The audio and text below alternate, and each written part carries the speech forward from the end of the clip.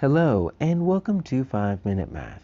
Today we are looking at the 7th grade concept of equations and inequalities. This is standard 7.11a in the great state of Texas, and we are using item number 12 off the 2021 released STAAR test. If you have not done so already, please go ahead and take a moment to pause the video, work this problem out on your own, unpause it, and we will look at our answers together. So we are looking for a solution to this simple equation. Negative 12x minus 7 equals 53. The only trick, if you want to call it a trick, is that there's no f, g, h, or j to choose from. We have to figure it out all on our own. So let me rewrite it a little bit bigger over here. Negative 12x minus 7 equals 53. Now, how we isolate this variable x and get to it is we use our order of operations.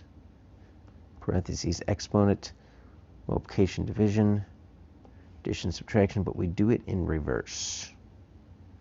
So the weakest operations are at the bottom. The addition, subtraction, those are the last ones we do when we're simplifying an expression. So when we're trying to isolate the variable, we're going to go from the bottom up. And there's two different operations on this side of this x. I'm trying to get this x by itself. First, I've got a multiplication. When you see a number next to a letter, that's a multiplication. So I've got a negative 12 multiplying by this x. Then I've got this minus 7 or negative 7. So that's a subtraction. So those are my two operations. And what I need to do is I need to use the inverse operation starting from the bottom. So let's take care of this negative 7 first, or this minus 7. So the inverse operation of subtraction is addition.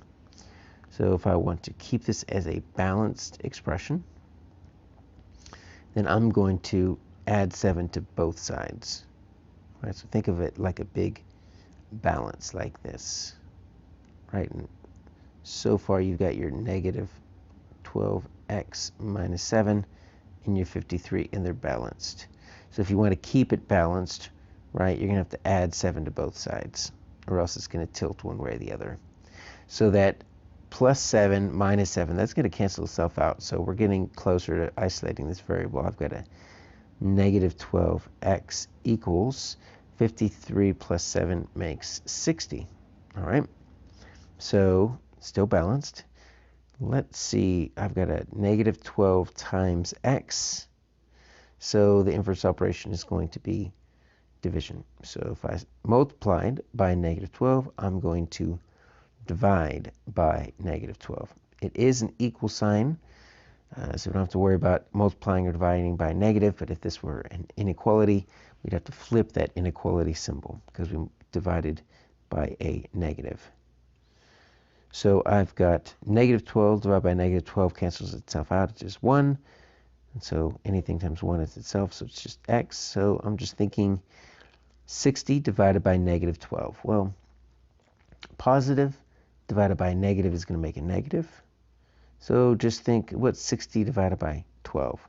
Well, hopefully we know our 12s. If not, you can do it long division, but it's just going to be negative 5. So I'm pretty sure that's my answer, x equals negative 5. Since there's no f, g, h, or j to choose from, let's just go ahead and just substitute this in. Make sure we did it correct.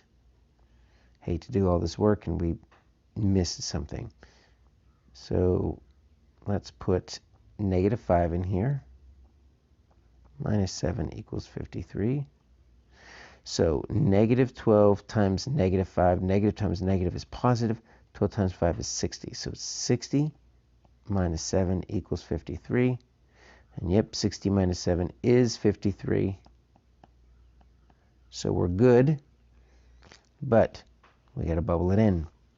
So on our 6th grade and our 7th and our 8th, we've got the same type of griddable response for all of these answer documents here. Is you're going to see a very thin column towards the right. That is your decimal point.